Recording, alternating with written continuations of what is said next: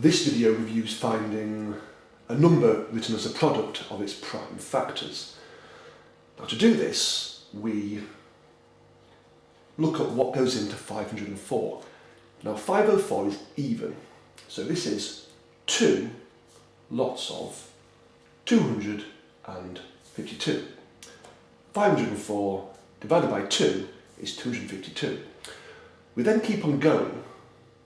So 252 is also even, and 252 divided by 2 is 126. Again, an even number. This is 2 lots of 63. Now this is now odd, but this is 7 times by 9. And then 9 is 3 lots of 3. Now all these numbers down here are prime numbers. Only 1 and themselves go into them. So therefore we've reached the end. And this number is therefore written as 2 times 2 times 2 times 3 times 3 times by 7. 504 is written as the product, i.e. times, of its prime factors. These are all prime numbers. Now, this provides a useful method to find both lowest common multiples but also highest common factors. And in part B we find the lowest common multiple of 180, this is the new number, and 504, which was the old number. Now to do this, we now do the same as before with 180. Now 180, we can see straight away, is 10 times by 18. Neither of these are prime numbers because 10 is 2 times 5, and 18 is 2 times 9, and again 9 is 3 times by 3. And again, we've now got to the end where all those numbers at the bottom of the branches are all prime numbers.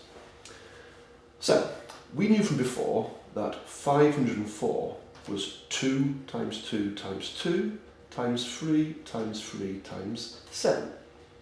And 180 we now know to be 2 times by 2, 3 times 3,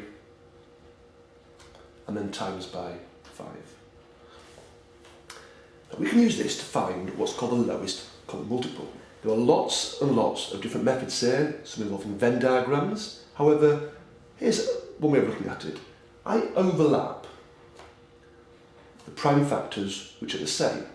So they both share a 2, they both share another 2, they both share a 3 and another 3. This is in part why I lined it up nice and carefully aligned, like so.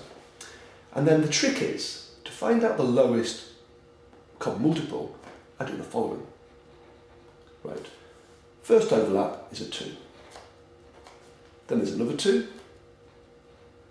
There's then a separate number by itself.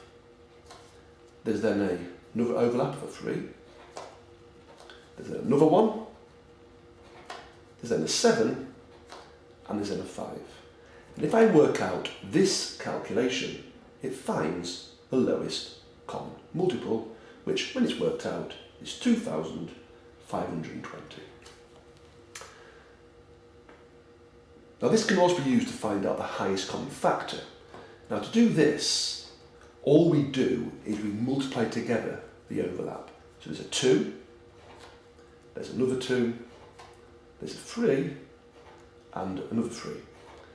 2 times 2 times 3 times 3 is 36. So in summary, 2,520 is the lowest common multiple, 36 is the highest common factor.